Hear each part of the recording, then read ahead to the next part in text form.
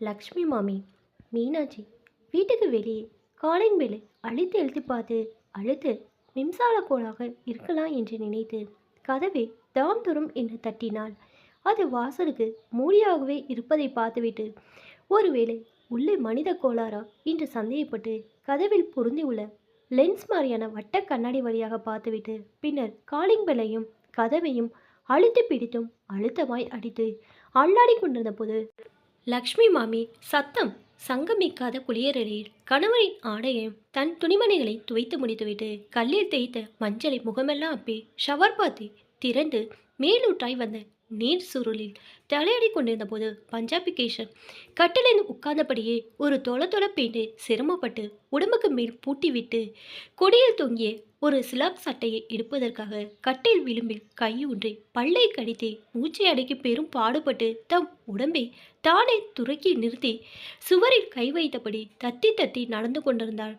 கதவு தட்டப்பட்ட சத்தத்தை பார்த்து சிறிது நிதானப்பட்டார். பிறகு அது மனைவி துணி துவைக்கிற சத்தம் என்று அவராகவே அனுமானித்து பள்ளி மாதிரி சுவரி கைகளை அப்பியபடி கால்களை நகர்த்த போனார். அதற்குள் காலிங் பெல் ஒலியும் கதவோசையும் வினோதமான இசையாய் கேட்பதை உள்ளுர பருகினார்.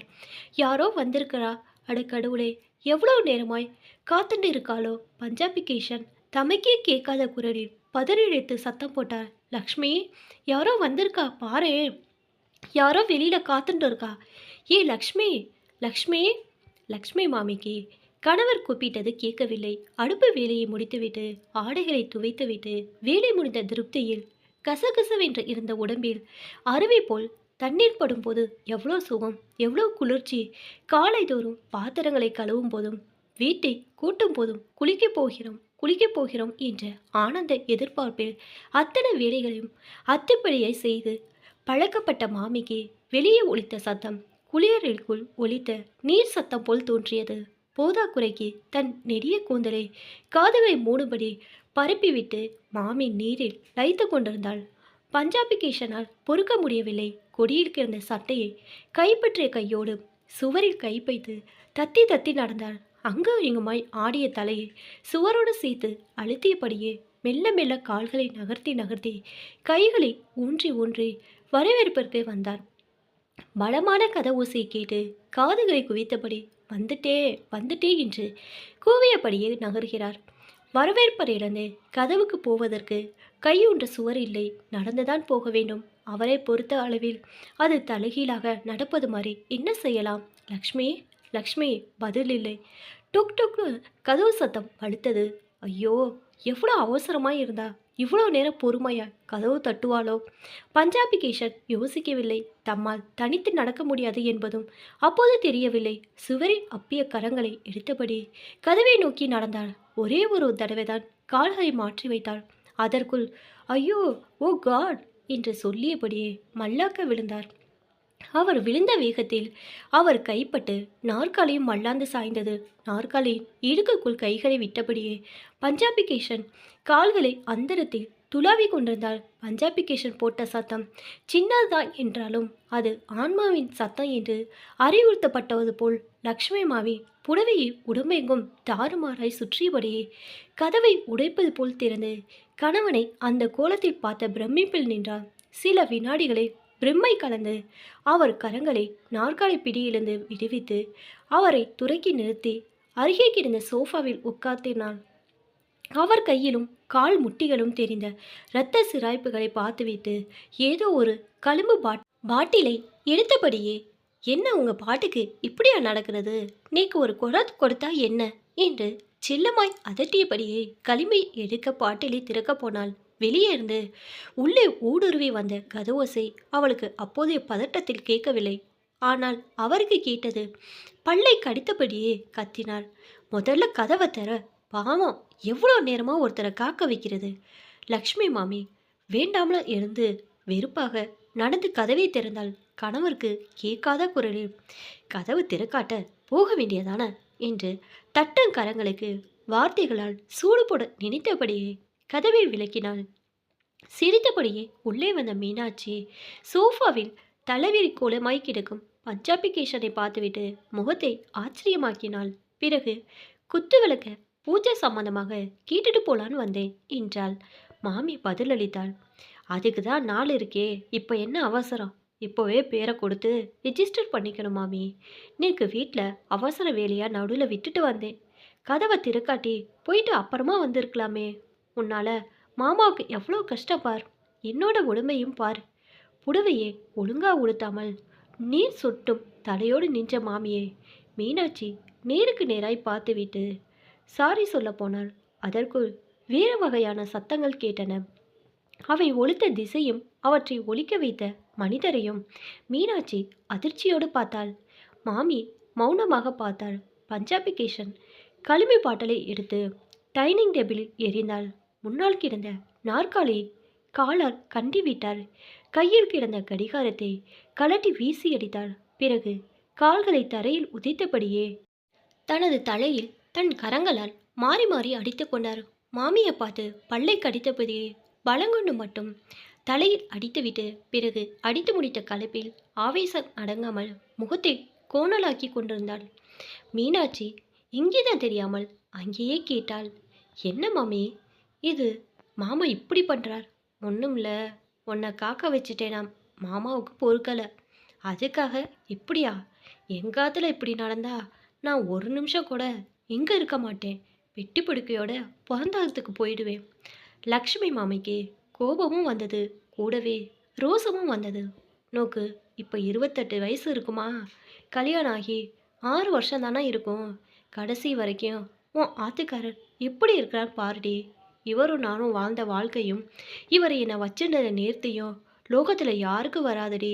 ஏதோ இப்போ அதுவும் உனக்காக ஏதோ பண்ணிட்டார். ரொம்ப தான் ஜட்மெண்ட் கொடுக்குற. ஐயோ மாமி, என்ன தப்பாக நினச்சிட்டேன். நான் உங்களுக்கு தான் வக்காலத்து வாங்குறதா நினச்சி பேசிட்டேன். தப்பு தான், மன்னிச்சுடுங்க. மேற்கொண்டு எதுவும் பேசாமல் தன்னையே மழங்க பார்த்த மீனாட்சியை பார்க்க பார்க்க மாமிக்கு கண்கள் பனித்தன. குழந்தைய சாம்பு போடுற மாதிரி வைத்துட்டேன். பகவானே, என் வாயில ஏன் இப்படிப்பட்ட வார்த்தைகளை வைக்கிற? மாமி பிராய்ச்சித்தம் செய்வது போல் பேசினாள். ஏண்டி நடுவ பார்க்குற? உன்கிட்ட நேக்கு உரிமை இல்லையா? கிட்டவா, குங்குமம் வைக்கிறேன். என்னோட பேரையும் ரெஜிஸ்டர் செய்திடு. வாடி. மீனாட்சி தயங்கி தயங்கி மாமியை நெருங்கினாள். மாமியின் பெருவரல் அவள் நெற்றிப்புட்டை வருடிய போது அவள் மெய் சிலிர்த்தாள்.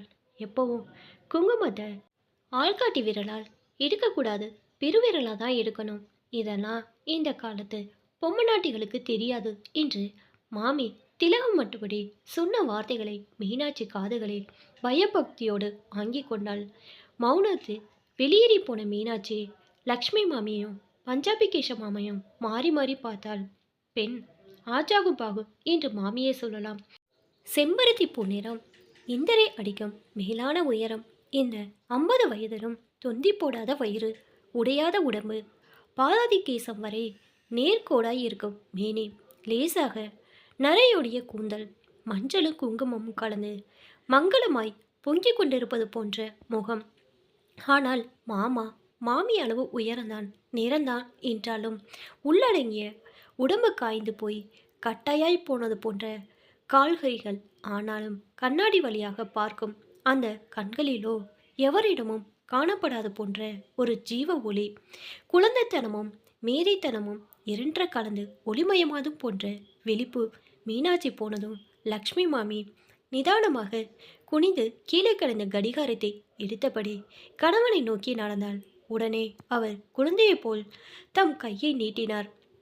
கடிகாரத்தை அவர் மணிக்கட்டில் கட்டிவிட்டு டைனிங் டேபிளில் இருந்த கண்ணாடி டம்ளரை உடைத்தாலும் உடையாமல் கிடந்த களிம்பு பாட்டலை கொண்டு வந்து கணவரின் உராய்ப்புகளுக்கு கிளம்பிட்டாள்.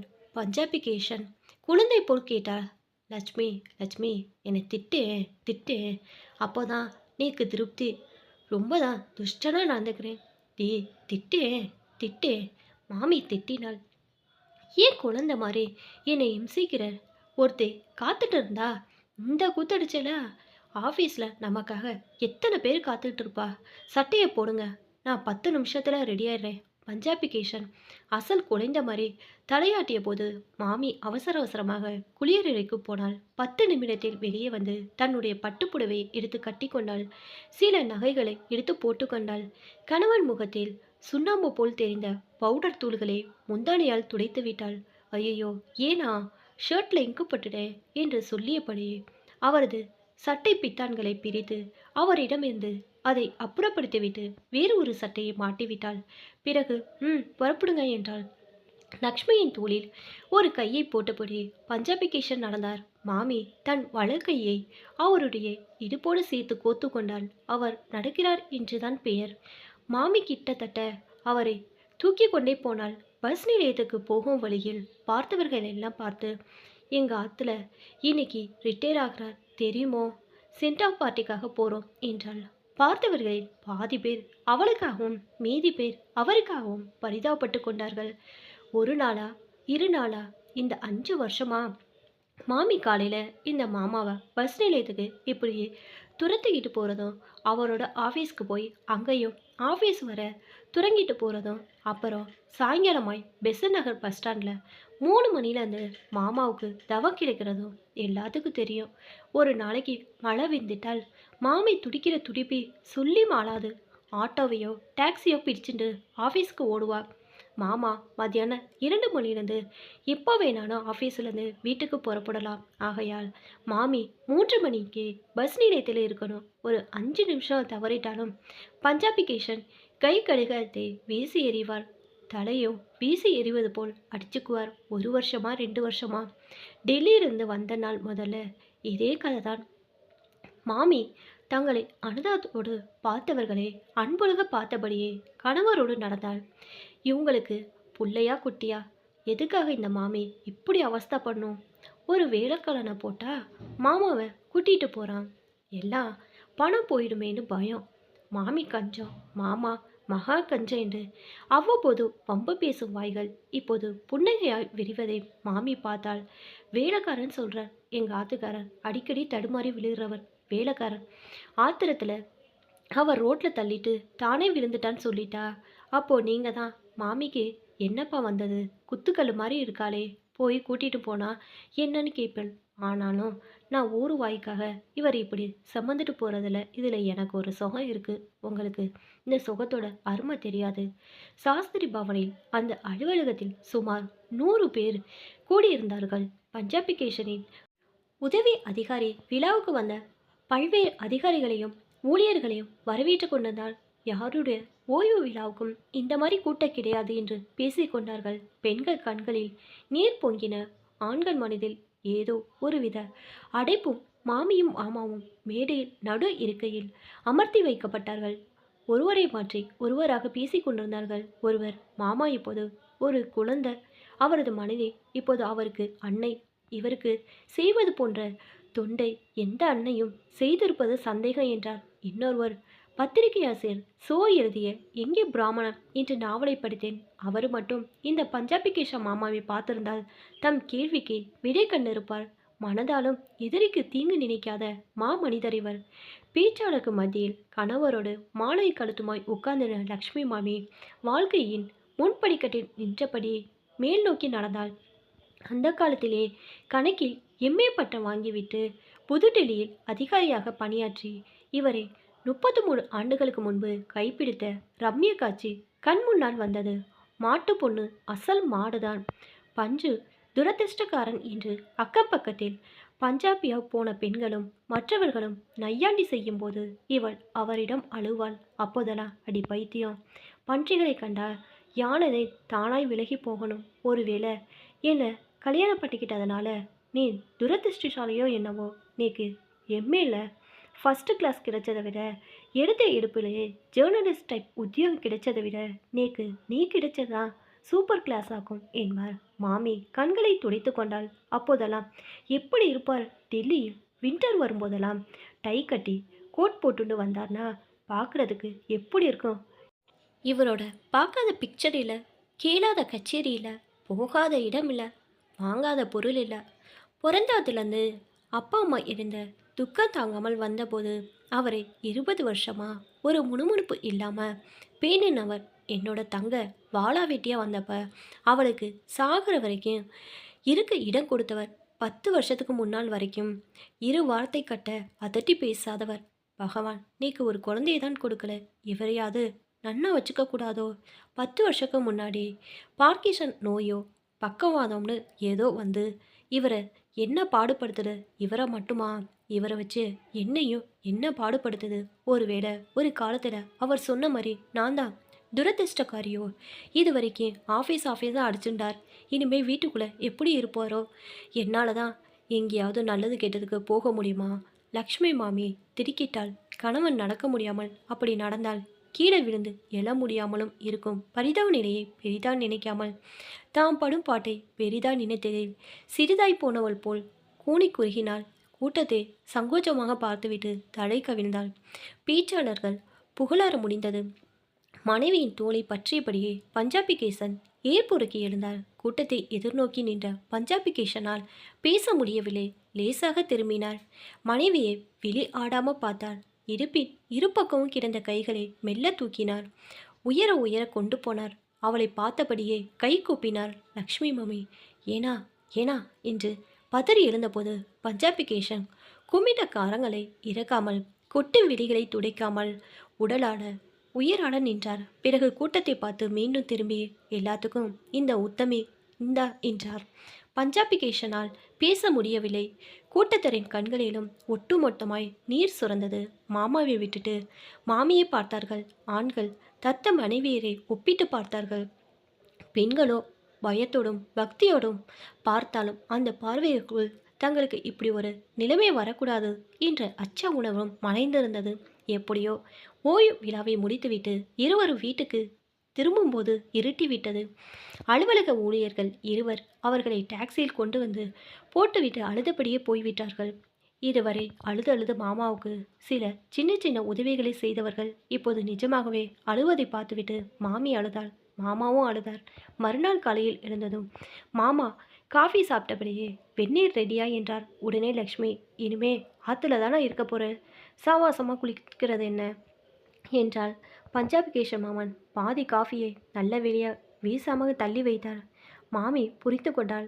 நேக்கு உடம்புக்கு முடியல, கழுத்தில் கட்டி வந்திருக்கு, ஒரே வலி, டாக்டர்கிட்ட காட்டலான்னு ஒரு வாரமாக நினைக்கிறேன், அதனால்தான் வெந்நீர் ரெடியாகலை, காஃபியை குடிங்க என்றாள். அவ்வளோதான். பஞ்சாபி கேஷன் அருகே இருந்த ரேடியோ பெட்டியை காலர் இடறினார். அது பாட்டோடு பாட்டாய் தரையில் விழுந்து ஒப்பாரி வைத்தது. அதோடு நிற்காமல் தன் பனியனை பல்லை கடித்தபடியே கிடித்தாள். தலையிலும் அடித்து கொண்டாள். பிறகு உடம்புக்கு ஒன்றுனா டாக்டர்கிட்ட போகாமல் ஏன் இருந்த? என்ன மட்டுமே கவனிச்சா எப்படி? உன்னை கவனிக்க வேண்டாமா? போ, சீக்கிரம் போ என்று கத்தினார். மாமி கண்களை துடித்து கொண்டாள். மாமா கட்டிலில் படுத்தார். மாமி அருகே வந்து சமைத்த துறங்கணும், நேக்கு டாக்டர் போய் பார்த்துட்டு வர நேரமானாலும் ஆகலாம் என்றார். மாமா குழந்தையைப் போல் தலையாட்டினார். பிறகு கையை நீட்டினார். மாமியை வரும்படி செய்கை செய்தார். மாமி தம் அருகே வந்ததும் அவள் கழுத்தை தடவி விட்டார். லக்ஷ்மி மாமி வீட்டை பூட்டிவிட்டு வெளியேறினாள். காலையில் போனவள் மாலையில் தான் திரும்ப முடிந்தது. 1000 பரிசோதனைகள், 7-8 டாக்டர்கள். இப்போது வந்ததே பெரிய விஷயம். கணவன் எப்படி இருக்கிறாரோ என்று படபடப்பில் கதவை திறந்தாள். மீண்டும் கதவை மூடினாள். நேரமாகும் என்று பயந்தவள் போல் நடந்தாள்.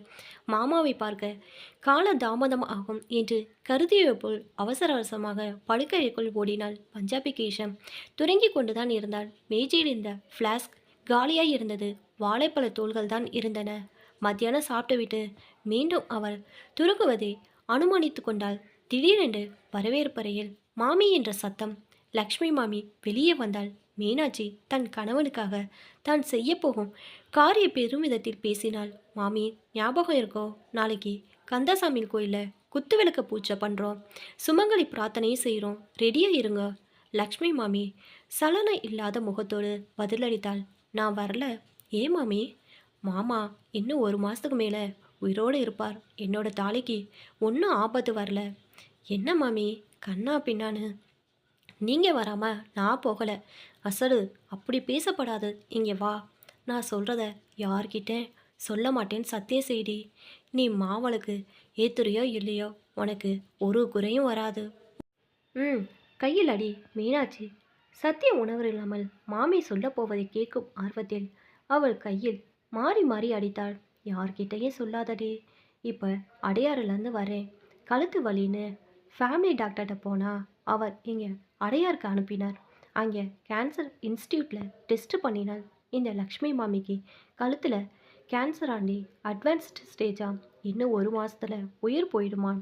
மீனாட்சி மாமியை திடுக்கிட்டு பார்த்தாள். அவளுக்கு ஒரு பிரமை. அந்த லோகத்தில் மாமி தான் அல்லாத வேறு யாரிடமா அந்தரமாய் பேசுவது போல் கேட்டது. ஆனால் லக்ஷ்மி மாமியின் முகமோ எந்தவித சலனத்தையும் காட்டவில்லை. சாவை ஏற்கனவே சந்தித்தது போன்ற கண்கள், அதனுடன் பேசுவது போன்ற வாய். மாமி தரையை நோக்கி தாம் பாட்டுக்குள் பேசுவது போல் பேசினாள். நான் சாகிறத பற்றி பயப்படல, ஆனால் கவலைப்படுறேன். எனக்கு பிறகு இவரை யார் பார்த்துப்பா? ஒரு நிமிஷம் கூட இவரை யாராலையும் பார்த்துக்க முடியாதே. ஆண்டவா பகவானே, நான் மனசாலையும் ஒரு பத்தினினா அவருக்கு எதையும் தாங்கிக்கிற சக்தியை கொடு. யாரையும் அண்டாமல் நிற்கிற வலுவை கொடு பகவானே. ஈஸ்வரா, என் பெருமானே. மீனாட்சி, ஆண்டவன் கைவிட்டாலும் நீ மாமாவை கைவிட்டுடாத. அப்பப்பா அவர் பார்த்துக்கொடி. மீனாட்சி மாமியின் கால்களில் நெடுஞ்சான்கிடையாக விழுந்தாள். அங்கிருந்தபடியே சுவரில் மாட்டிருந்த அவர்களது இளவயது போட்டோவை பார்த்தாள். மாமி சொன்ன நோய் தனக்கு வந்தது போலவும் மாமியிடவே ஆறுதல் தேடுவது போலவும் எழுந்து அவள் தோளில் சாய்ந்து கொண்டாள். ஆதி பராசக்தியை அடையாளம் கண்டது போல் மாமியை பிரமிப்போடு பார்த்தாள். பார்த்தபடிவே நின்றாள். திடீரென படுக்கை அறையில் சத்தம் கேட்டது. லக்ஷ்மி மாமி மீனாட்சி உதறிவிட்டு உள்ளே ஓடினாள். பஞ்சாபிகேஷன் தூக்கத்தில் ஃப்ளாஸ்கை தட்டிவிட்டு இன்னும் தூங்கிக் கொண்டிருந்தாள். அவரையே பார்த்தபடி அப்படியே நின்றாள் மாமி. பிறகு அவரது கை கடிகாரத்தை கழட்டி வைத்தாள். இனிமேல் அவர் கை மொட்டையாகவே இருக்கணும். இன்னும் 1 மாதத்துக்கு அப்புறம் அவர் கை கடிகாரத்தை வீசி எறிந்தால் யார் அதை எடுத்து கொடுப்பா?